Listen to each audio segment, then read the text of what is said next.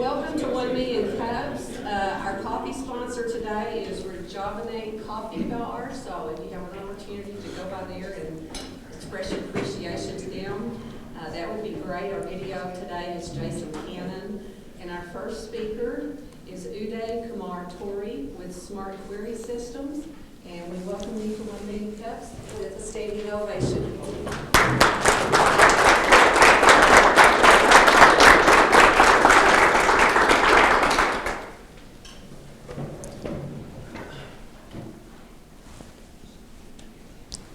All right. Very good morning to one and all. My name is Uday Kumar. I'm a graduate student in electrical engineering at Texas Tech. I'm here to present my new product and represent my company called Smart Query Systems. And it's an app which does smart scheduling, hence the name Smart Scheduling. Let me start off with a question like, how many of you have this event or today's event manually entered into the calendar, or just asked Siri to remind me at 9 o'clock we're attending a meeting at, you guys have manually entered all your events.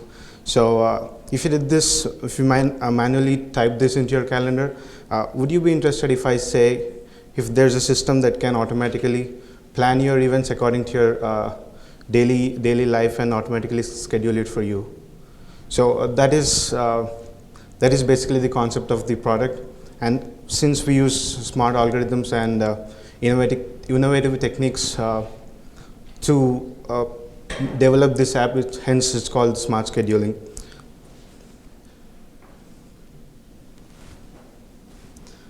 So what does the company do? We identify problems of event handling and schedule management. We take care of most of the scheduling problems and make sure people do not miss out on any opportunity that they might be interested in. And it provides solution through various software algorithms, as I've said before, uses latest technology. We'll have a view of what kind of technologies we've been used to make the algorithm available to all kinds of like smartphones, PCs, and also regular phones. So let's discuss about what are the problems that we face today while scheduling. Like I've asked before, manually entering calendar events takes time. And arranging appointments when it involves a large number of people is really time consuming. Searching emails, we have a lot of emails going through your inbox on a daily basis. It's hard to really find out what kind of emails a person is interested in, and our app does the same. Meetings can be hard to reschedule.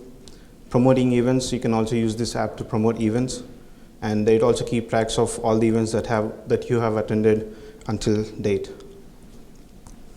So what's the solution? We have basically designed the app for Android until now, and it should be promoted to web applications and the normal regular phones in the near future.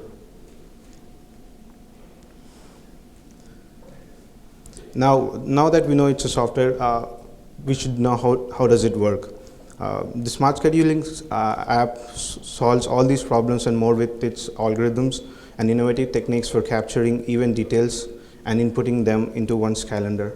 Like events can be captured either from text messages, emails, notice board. If you have like 6 or 7 flyers on your notice board, you just take a picture and it will automatically add it to your calendar right there. You can scan events from the videos, and based on your location also the app captures some of the events happening in that place. And it just does all of this with a single click. So with this app, any meeting you wish to plan will be automatically scheduled with a single click and will spot events of the slightest clue from the user. So this is considered to be the main feature of the app. The other features are there's an interactive query messenger where you could talk to the app in your own words. It can segregate events into different categories based on the number of emails you get on a daily basis. It can arrange meetings among groups. When it's a group of around 10 to 15 people, it's easy to arrange meetings, but when it involves like 15 or maybe more than 30, it's hard. And there's also a feature on this app where it makes this group meetings easier to arrange.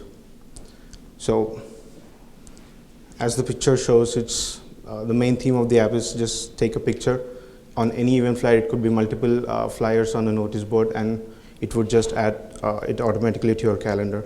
Not only it can schedule events for you, it can also arrange group meetings, conducts polls on who is interested among large group of audience.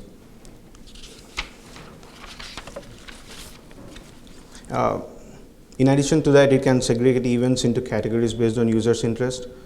Let's take the example of tech announce. I assume most of you are familiar with the tech announce, the Texas Tech email. It contains a list of like at least 30 to 40 to 50 events per day.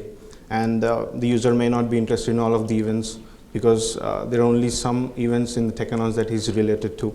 So on a daily basis, use of this app, the app learns what kind of events user is interested in and what are the users events he's clicking on, and will segregate these emails into different categories, and user might see them in the later.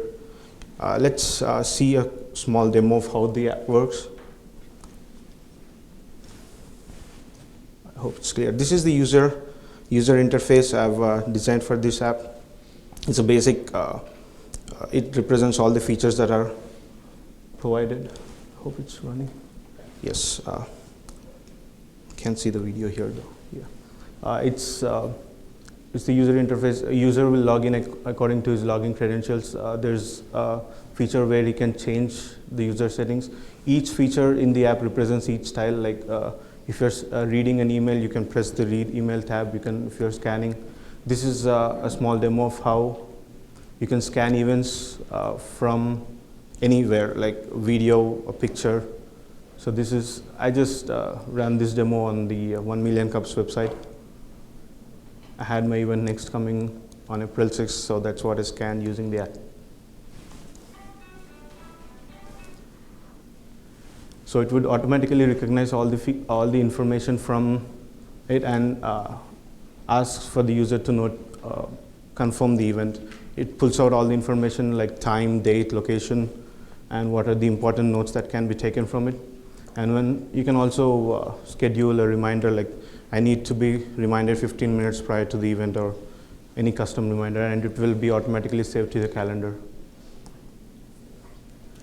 And since I was using OCR to scan events, I also thought maybe scanning business cards and uploading contacts, because when you go to an event, you meet a lot of people. They give you a business card and it's hard to store, manually enter all of the contacts. So you give a business card and it will automatically scan, take out the number, take out the email ID, the name, and automatically add it to your calendar. That's one feature. And there's another feature, as I've said, the email. You type in your email. Obviously, I was not going to show my password though. Uday, we're going to need to kind of stop and let them begin to ask some questions about your thing. So does anyone have questions about the Yes. app? Yes. Uday, first let me congratulate you for being an entrepreneur. Thank you. I think maybe the second one at Tech, there was another guy called who did something in chemical engineering, not an SBA. Have you formed an LLC, or how did you go about doing it? Technically, I know you're all sound, but the other part is the business aspect of it. It's registered in Texas. How did you go about it? Basically, I've taken technology startup class, taken by Dr. Dallas here. It was during spring 2015. From then on, I kept working on the app, developing the app, writing code for it, and later during the summer we had a team where we collaborated with the business STEM MBA students. I worked with the marketing team and some other guys in that department. Came to know how marketing can influence your app, how present situations influence the number of downloads of the app, and more of the business features in that course. So it's an LLC now? Have you formed a company? I'm looking for a couple of employees who could take care of because it's just in the beta phase right now. Just given the product to like 100 to 200 users. Just So it's not yet formed? Yes. Anybody else?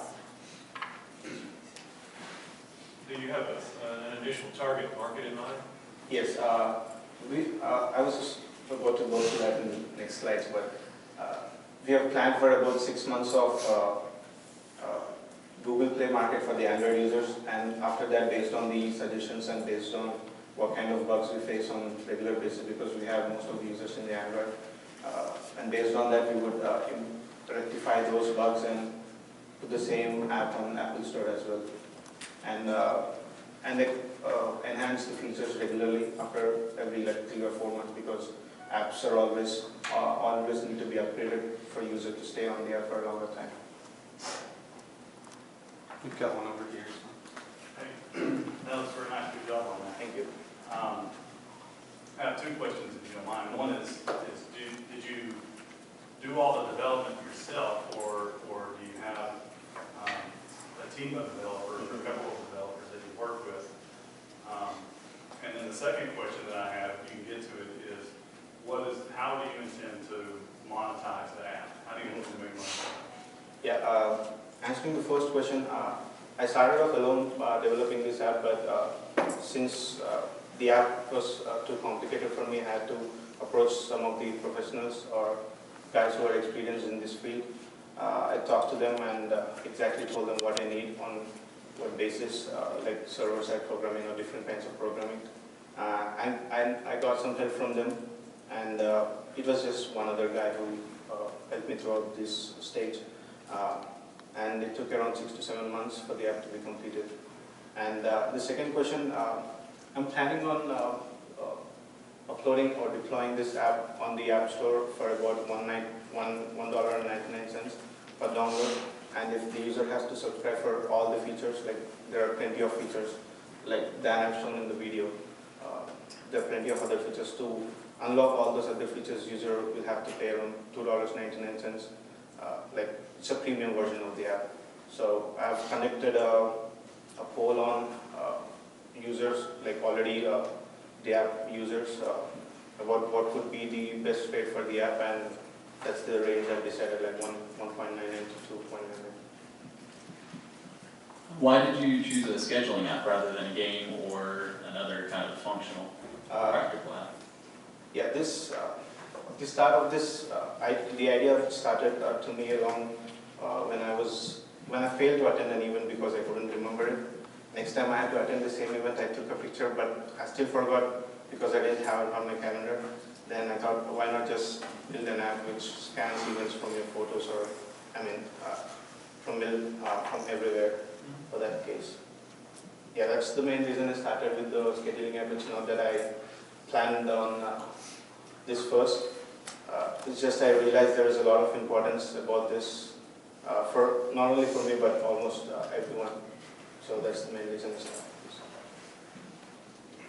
I'm a management consultant, so a lot of my clients struggle with time management, and I try to help them with that. So this app is definitely something I want them all to get. And so I didn't know about pricing.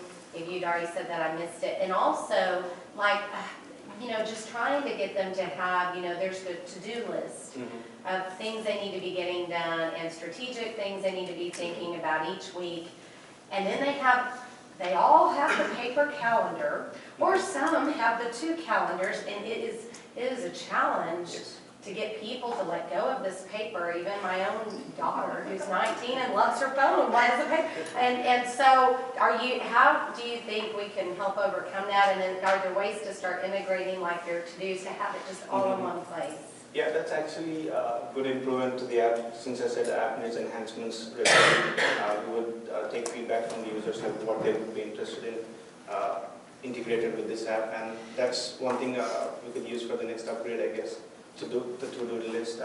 As far as the emails and other appointment goes, it automatically scans emails, so that issue should be covered. And how much does it cost?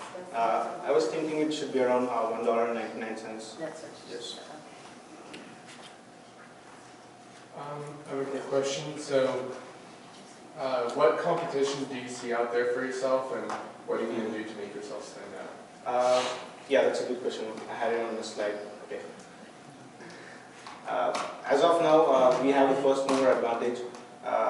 I've not seen any app which does the same thing, like covering all the entire features.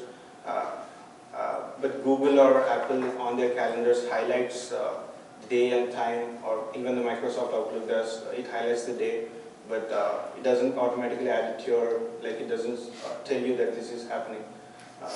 None of the app uses the OCR to take events from pictures like videos and even the text messages. You can tell the app to read. These are some of the queries I've mentioned on the video. You can just talk to the app with your regular statements like what are the events for the next 6 weeks? What are the events tomorrow? Can you read my last text message and let's look for events? So yeah, there's not an app which could do that as well. So for now, we have the first mover advantage, but I'm expecting in the future Google will come up something like this because it already has Google Goggles, which recognizes many of the things. Yeah. And Google Now can do some of those things. Yeah. Is there a way that you can integrate your app with Google Calendar, or where and maybe that would prolong your that's stuck in my mind, like maybe I should integrate with the system calendar, let's say for Samsung or the Android calendar or the Apple calendar. But I skipped that idea because I didn't want to populate my own design calendar with a lot of the events that are included in the Google Calendar.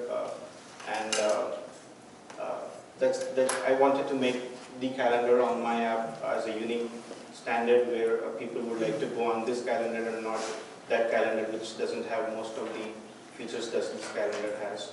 So,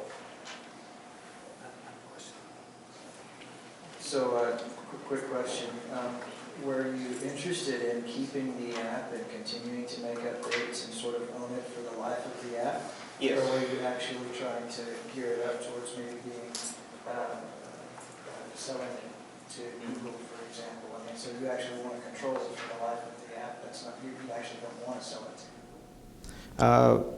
Actually, I would like the idea of controlling my app on my own terms because the app started off very small, but as the app kept growing, we added a lot of more features. I don't think we'll have that flexibility if we sold the app to someone else. Then we will have to work on there. But I think it would also help because Google has a good number of programmers. I'm also looking for a good number of programmers who would maintain the app in the near future so that even that would help me to continue with the app. In a question coming from an IT background, you're mentioning that the calendar does not integrate with the system calendar. It's actually a standalone calendar that operates on the phone. What kind of provisions are being made for when the phone dies or when the phone gets lost and all of your events that you have in there are gone? Is there a provision for backup to a cloud? Or? Yes, all the events, none of the events are stored on user's phone. I mean, you could save as a backup file, but all the events are encrypted. They are encrypted, just to mention that. They are encrypted and stored on a server database. So even the user uninstalls the app for some reason, he loses his phone, he can reinstall the app and all his, because that's the reason we introduced a separate user account for each user. So when he logins through his login account, all his events should automatically pop up in his calendar. You mentioned early on that the app soon became too big for your own concepts Yes. to understand, so you had to reach out to someone. Yes. Through that process, with the expanded knowledge of an additional person helping you out, has it allowed you to venture out of this idea into other ideas that you now realize the possibilities Yes. when dealing with someone with that kind of expertise? Yeah. As I've told, I've started this app as just a small feature, just scanning events, but as you can see now, there are a number of other features added. That's basically the main reason, the collaboration with the other guy who was a professional at this. I came across new technologies, what an app can do.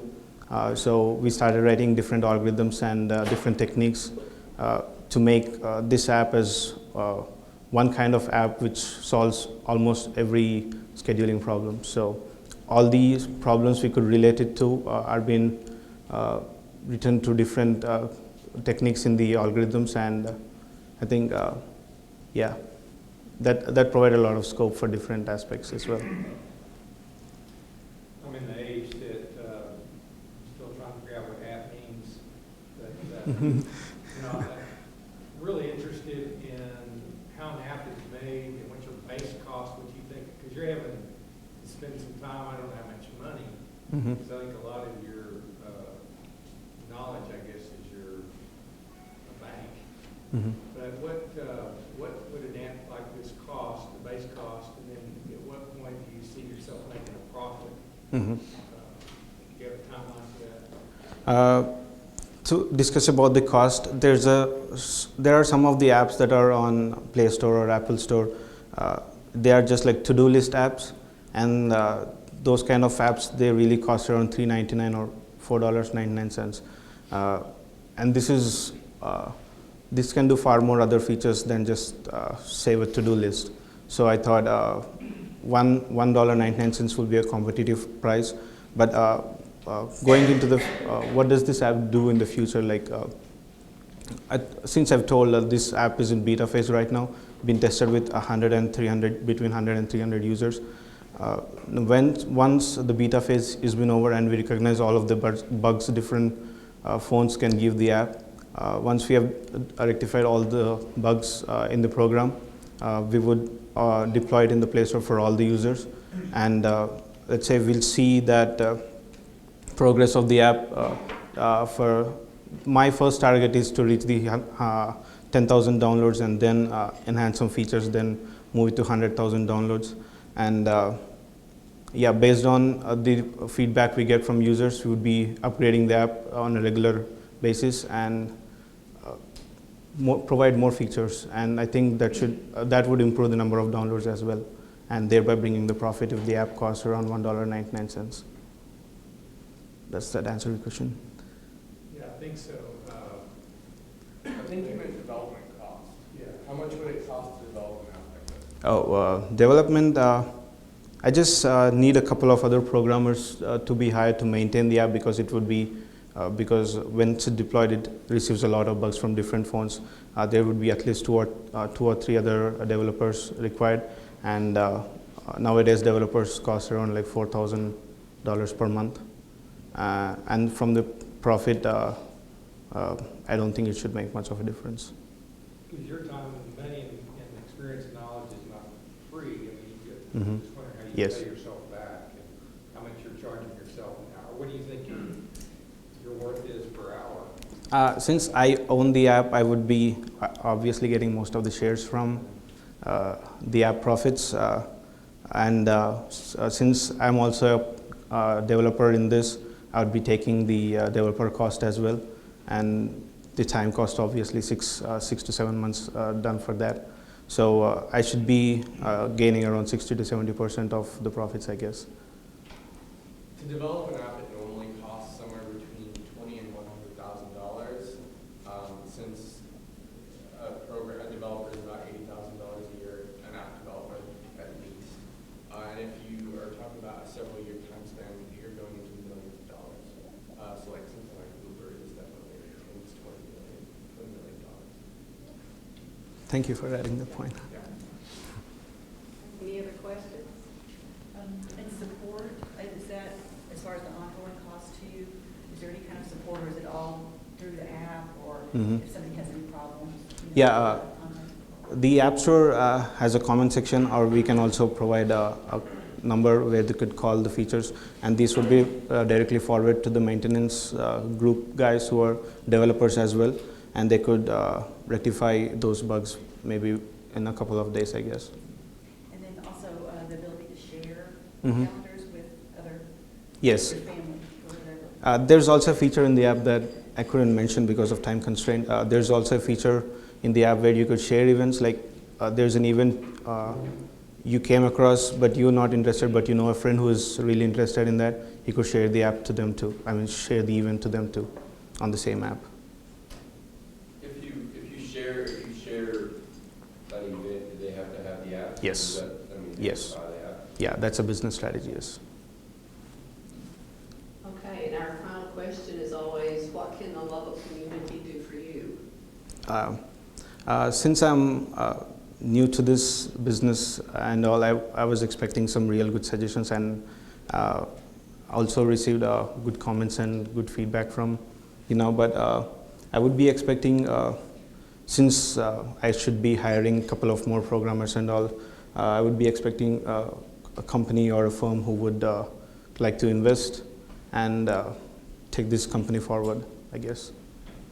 You are graduating in May, so do you plan to stay in Lubbock to grow the business in Lubbock, or you want to take it somewhere? I can also, this app has already been delivered to India. I can go back and do the same thing there, I guess, work with the company.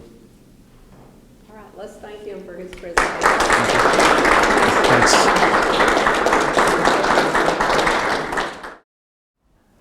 So it's really nice to see so many familiar faces. It's nice to be on the other side of this, give you guys a little perspective of the other component to my life. So I'm actually going to open up a stopwatch. I don't know if you know this, but we're given 6 minutes, which he did an awesome job, good job. But I could talk all day about this. So for your sake and for mine, I'll open up as I get a phone call, open up a stopwatch. So one of the best ways to talk about Trading Hope to start is to share a little bit about its origin and what it came from. And I wouldn't typically share this story, but given the mission of 1 Million Cups and that it wants to really affect communities through enterprise, it pumped me up when I saw that, because this is how Trading Hope started. So when I was 22 years old, I was given the opportunity to travel to India. And I really had no idea what I was doing. I had no idea really where I was going. I knew it was a requirement for a class that I was taking. I needed to do an internship. My internship in Pakistan had fallen through. My focus was community development through economic enterprise. And because of a bombing in Lahore, ended up getting rerouted to India. The day of my departure, I told my dad, "Dad, I'm going to work in the red light district of India." He said, "No, you're not. Get back in the car." So ended up landing in India, had no clue what was going on, and went to this small compound inside of Sanagachi. Sanagachi is one of the world's worst red light districts. In a square kilometer, 1 square kilometer, there's 10,000 women who have been trafficked in or who are enslaved in the sex trade. And when you think about that, it's just overwhelming. You think, oh my gosh, what can we do about it?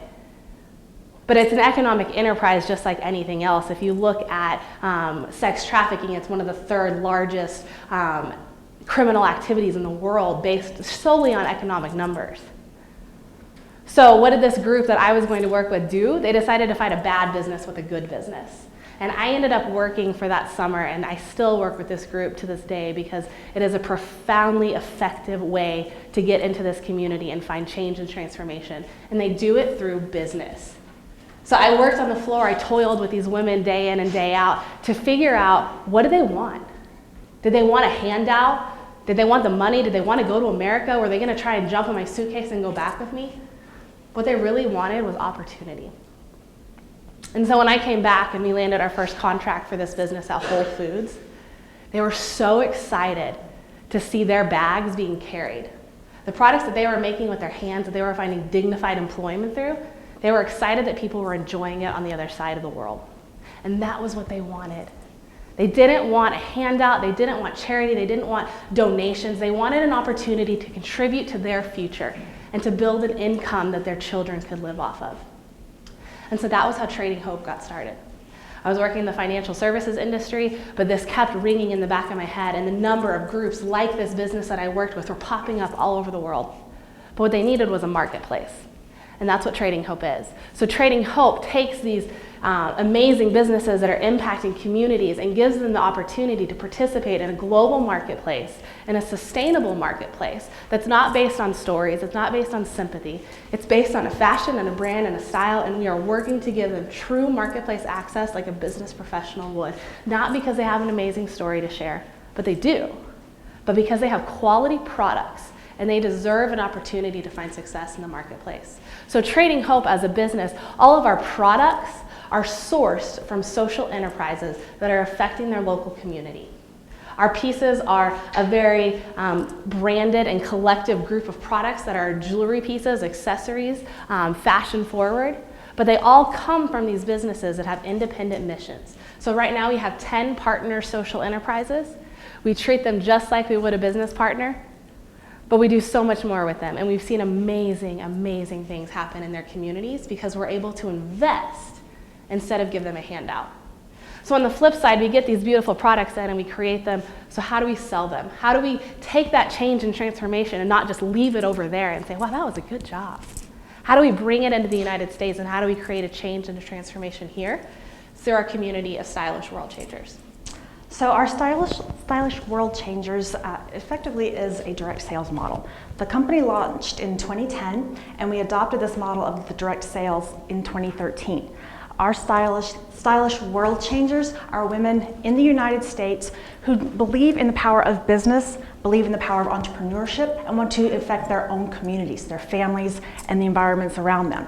But they also believe in the mission of empowering women and enterprise overseas. So our community of world changers here, we call them stylists. If you're familiar with other direct sales companies, like for instance, Mary Kay, Avon, it's a very effective model. If you're a female in this room, you might be thinking, oh, I can't do one more trunk show or home party, please don't invite me. We've hit that head on, and we've given our stylists the ability to not only have these traditional sales through this model that truly gives them a very flexible income. When you look at all the benefits of having an at-home based business, having a flexible income as a stay-at-home mom or as somebody who also has another job, it's a very appealing concept. So what we've also done is we've given them the opportunity to sell wholesale, because we know that if we can scale our business and their businesses, we can scale our partner artisan businesses. So scalability and sustainability aren't just fun words for us. It's something that we truly have built into our model, and we want to see it happen.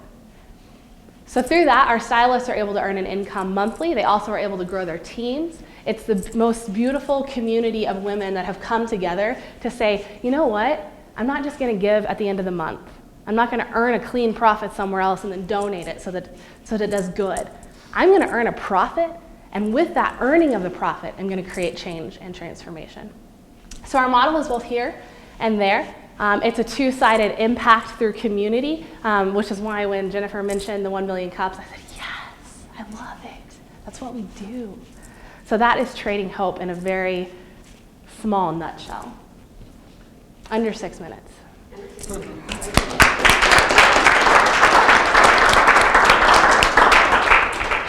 right, questions? Yes. I didn't get your name, I know Lisa. I didn't tell your name. Anyway, it's a noble cause. I'm from India, so thanks. Two things. One, you are catering to one segment of the population, women, so that itself you have narrowed down. And then you're talking about handcrafted products. It's the cost that still matters. Its cost is noble, no doubt about it. Right. Cost matters, right? When you are going these direct sales and marketing, cost, how are you going to control that? Control the cost? Well, we have partners who have very narrow causes in their communities. So some, like I mentioned, are trying to fight trafficking. Others are providing jobs for moms who have children with disabilities, because in that culture they believe that if you have a disability, you're cursed. So they can't have opportunity for employment. So in that sense, the cause is very controlled because the community group has already identified that. However, on the flip side, our marketing and the way we branded the company and the way we share the stories of our artisans is very much something that we do control and that we're very intentional about, so that it brings dignity and honor as opposed to a pity purchase and something that they're doing for sympathy.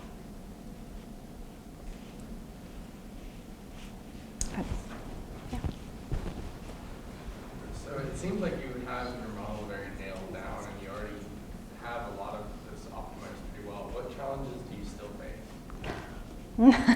So we are facing head-on the culture of giving, the culture of charity, the handout.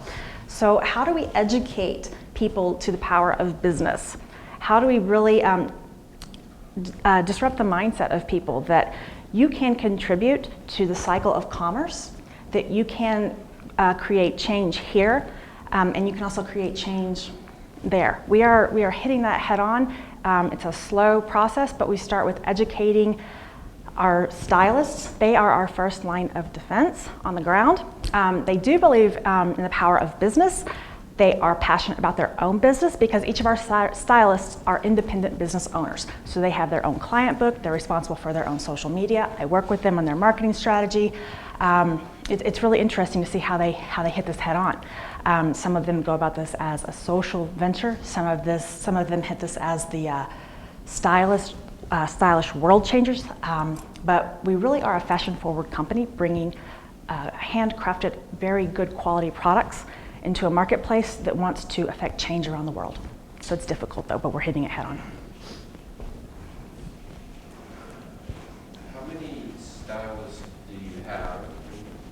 I'm interested about your distribution process. So I'm sure they come from where they come from, products. Mm-hmm. Do they come to a warehouse and ship them out? Mm-hmm. Our company is based out of Denver.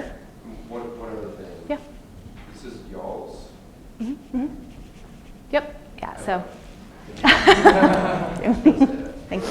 Really awesome. Thank you. Yeah, and we are based out of Denver. We do have warehousing there. We have maintained control of the entire inventory process. So I think that he was hinting a little bit at handcrafted, and at the end of the day, it's still handcrafted. Well, how can we take a handcrafted product and elevate its quality to where somebody says, oh, I'm not buying that because it's handcrafted. I'm buying that because I love the way it looks and I want to buy it. So we've really maintained a tight hold over that entire process from creation of the sample to the creation of the product to the distribution. So it does arrive in-house to a warehouse in Denver, and from that, the way we distribute it out to our stylists is through an on-demand order. So they'll take orders. They also have the ability to purchase inventory. It's never required, but they do have a higher success rate if they have inventory on hand. And so we do have some stylists who I would say on average earn about $4,500 a month by carrying inventory and taking it to different events to sell. But the primary and main way that our stylists move the inventory is they take an order and then we ship it direct to the consumer. At this point, I'd like to hit on something that I might have misunderstood. This model is not we're not middlemen. All of our collections and the pieces in our collection are designed in collaboration with our artisans overseas, utilizing their cultural contributions and the materials that are available to them regionally. These are individual pieces. You will not find them, I took my necklace off, earrings, bracelets. I mean, the pieces that we're wearing are individual. You will not find them anywhere else other than Trading Hope. And we do have mechanisms in place to protect the rights to our design. I mean, it's very interesting working with different cultures and people overseas. You don't have the same language. Exclusivity contracts were a very tough conversation to have. Very tough. So how many distributors do you have? Distributors, stylists in the United Stylists, States? sorry. No, you're fine. So we call our partner artisans, which typically would be a vendor. Some people call our stylist vendors. So to give you the answer to both, we currently are sourcing from 10 vendors. We had a larger pool of vendors that we were working with because it was so overwhelming when we first started. And of course, you're excited, you want to grow as fast as you can. And we had stretched ourselves really thin, and we were currently sourcing at one time from 26 different partner artisans. All amazing products, all amazing missions, but our ability to do good in those communities was very thin. And so we really pulled that back in and we said, where are the direct sources that we can really hit in that industry? So we have a partner artisan in the brass region of India that does all of our brass work for us, and he's good at it. And so we really honed in on that, down to 10. On the flip side, in the United States, we have about 100 stylists right now. We started in 2013. The way our company is structured is we have 12 founding stylists, and everything flows underneath them. And they are the training team, the leadership team. They are the ones who are saying, you can have a professional business life and do good at the same time. It doesn't have to be a slouchy at-home mom where you say, oh, I have a business on the side. No, you get your app together, you plan, you do your strategic goals. Having them actually have a professional endeavor that their heart and their head can pour into is huge. So we started just in 2013 with 12, but we've grown to 100. We've really intentionally limited our growth because we never want to grow beyond our ability for excellence. That's something that we hold very true to. We don't want to oversell our products to where we end up having low quality. We also want to ensure that our stylists can be well taken care of. So we're at about 100 right now. You source all from India? I'm sorry? You source all your products from these? No, we also have partners in South America and in Africa as well. This is more of a concept than a question, and it's kind of evolving as I speak, so I hope it gets across. But I'm a fourth generation small business person, and a firm believer in business purpose. And from my perspective, there's not much better momentum than female entrepreneurs on mission. So I put together a concept for renewable energy that includes regional finance process that enables investment on all levels. And I just wondered how you might be able to join processes, you know, through a legal arrangement or just through a combined agreement. Yeah. That, you know, because word mouth is the way it works out here.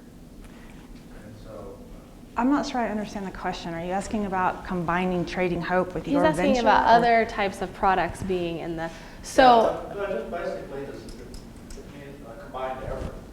If it's two separate businesses, maybe not mine, maybe somebody else's that works along with you. Yeah, so one of the things that I'll talk about that just on the development side, I mean, that's my master's is in economic development. It was my heartbeat. It's what I do. We aren't just going into these communities saying, oh, you make something, let's bring it to the United States. We really gird it on strong foundations. And honestly, if we can put ourselves out of business and we can give this partner that we work with something that can contribute to the local economy, that's our goal. We've put ourselves out of business with a couple of partners because we've been able to help them to create something in that local economy. So when you talk about renewable energy, we did transform a business that was in export in Uganda, and they now have a mobile pay-as-you-go solar business that we helped them to start. So our goal is so much bigger than just getting beautiful product here to the United States. So when you say that, definitely yes, it's always an option. I'd love to learn more about what you do.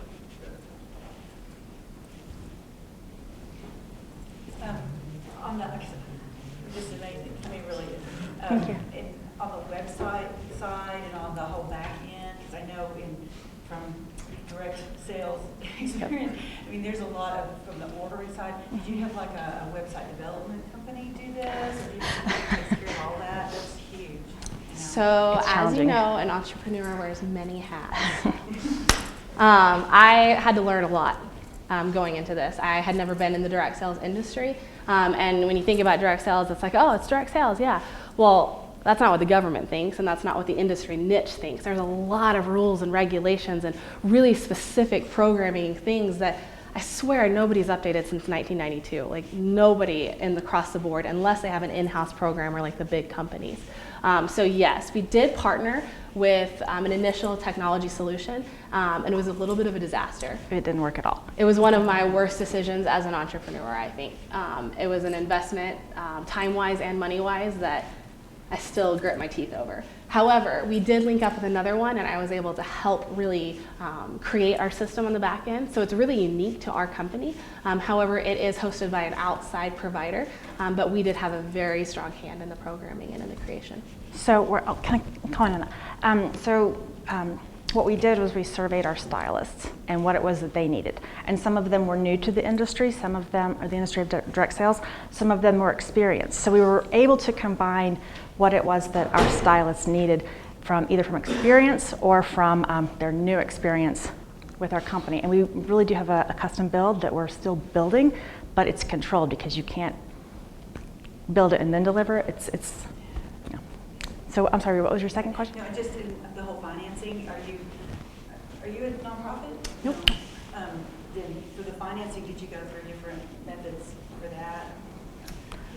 I own the business 100%, and we did have internal funding that we went through. However, nothing from the outside, no investment rounds, anything like that.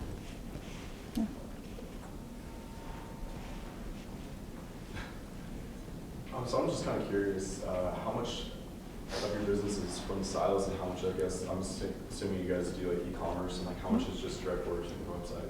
Yeah, about 95% comes through our stylists. And when we don't have an order that has come through a stylist that hits our website, we then attribute it to a stylist. because we want our stylists to know that they are our book of business. Their success is our success. So we don't undercut our stylists in any way. Even affiliate programming that we do goes directly routed through a stylist as well.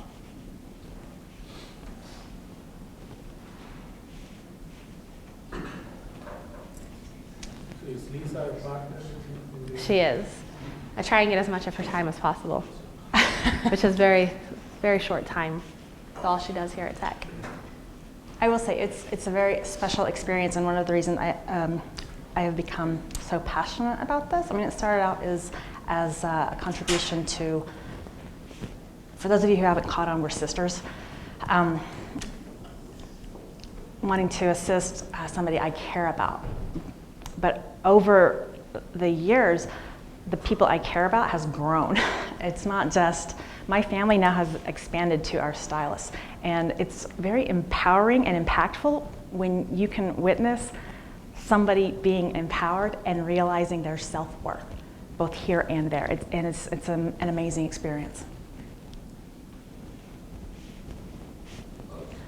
Yeah. I guess along those lines, how, I guess, deep do you want the pyramid to be as far as, you said 12? Hey, whoa, pyramid. We're not corporate America here. We do approach the language that we use very carefully. I mean, I understand where you're coming from, but the. I didn't say a scheme, I just said. So, like you said, 12 and then 100. Is there going to be anybody below those 100? Because I think there's probably limits to how many direct reports you could have. So is this is the mastermind of the commission and compensation plan. Yeah. We do have the ability for exponential growth, and that is something that is a really direct reason why we created it in this industry. So when you look at the typical life cycle of a social enterprise, which is what we did when Lisa says we started in 2010 but developed the direct sales industry model in 2013. The reason is because in that 3-year period, I was hitting the road and I was doing tons of life cycle and industry analysis and social enterprise, and what we were seeing was they plateaued after 3 years. And some would have a surgence after that, but they were never able to truly grow and scale. There's very few examples, and let's not get into like Tom's because it's a very different model. But there's very few social enterprises that have actually scaled and found true sustainability and success. And a lot of those enterprises were starting in either a retail space or an online-only space, hoping to move into a retail space. So we said, what is the industry that we can have unlimited number of retail outlets, very low overhead, and have people carry the message for us? Direct sales. Have passionate women who say, man, this makes an impact in my life, and I want to share that story. You know what? I also need to contribute to my family income. I would love to do that. So that is why we chose direct sales. The answer to that is it could be exponential. We would never want to grow beyond our capacity for excellence. Even some of the largest companies right now, you've seen them have a growth pattern that was too quick, and they actually had to halt allowing new members into their company, and that killed their growth strategy and trajectory. So we want to learn from those who have gone before us. But according to our compensation plan, what somebody earns underneath somebody, we have what we call a family of 4. So we really and truly have taken the direct sales industry and turned it on its head. Actually, about a year into our, role as a direct sales company, somebody who's very high in the industry called me and said, I just want to let you know that you're making waves. And I thought, is this like a threatening phone call, or is this like a, hey, way to go? Like, I don't know who you are.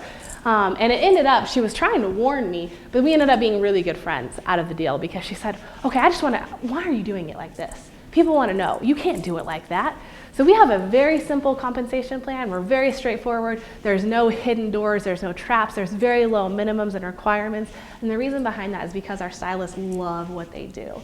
So you can only earn from 3 people underneath you, because we believe that's how far your leadership actually will travel in the company. You're not earning 99 levels underneath you, getting a residual check, sitting back on your haunches doing nothing. We have 250 minimum, a requirement that we call PCV. It basically is a sales number that you have to sell in order to even earn from your team.